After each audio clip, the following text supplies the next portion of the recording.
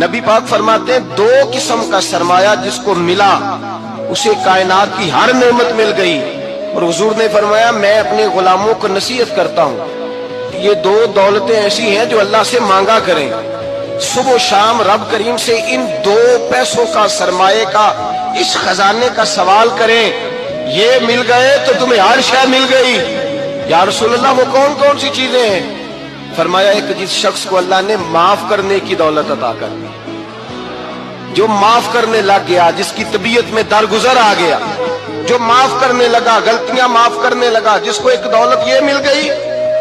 اور دوسرا میرے مصطفیٰ نے فرمایا جسے اللہ نے یقین کی دولت عطا فرما دی. جس کو یہ دو دولتیں مل جائیں, ایک درگزر کرنا, دوسرا رب رسول پہ یقین کامل رکھنا, اسے کائنات کی ہر شے مل گئی.